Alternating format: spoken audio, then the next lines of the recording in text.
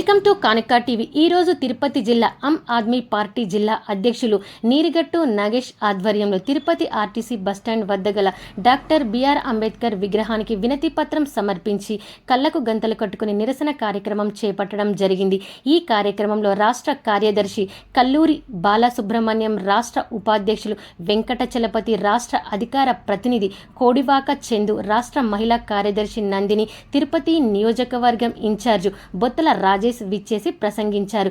ఈ సందర్భంగా వారు మాట్లాడుతూ, దేశంలో అరవింద్ కేజ్రీవాల్ను స్ఫూర్తిగా తీసుకొని సామాన్యుడైన మెహరాజ్ మాలిక్ అత్యంత మెజారిటీతో ప్రజల మద్దతుతో ఎమ్మెల్యేగా గెలుపొంది తన నియోజకవర్గంలో పేద ప్రజలకు ప్రభుత్వ హాస్పిటల్ నిర్మించాలని నిరసన తెలియజేసినందుకు దేశద్రోహం కింద తప్పుడు కేసు నమోదు చేసి జైలుకు పంపించడం అత్యంత దారుణమని తెలియజేశారు. దేశంలో భారత రాజ్యాంగం కాకుండా బీజేపీ రాజ్యాంగంను అమలు చేయడాన్ని తీవ్రంగా ఖండిస్తూ కలిసి వచ్చే రాజకీయ ప్రజా సంఘాలతో దేశవ్యాప్తంగా ఆందోళనలు ఉధృతం చేస్తామని హెచ్చరించారు.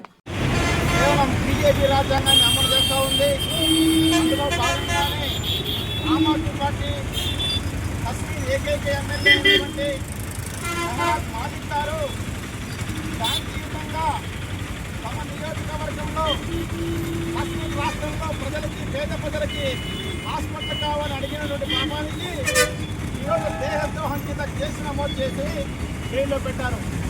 ఈ విషయాన్ని యావత్ ప్రధానిగా మొత్తం కూడా పరిశీలిస్తూ ఉంది. ఈరోజు కేవలం భారతీయ జనతా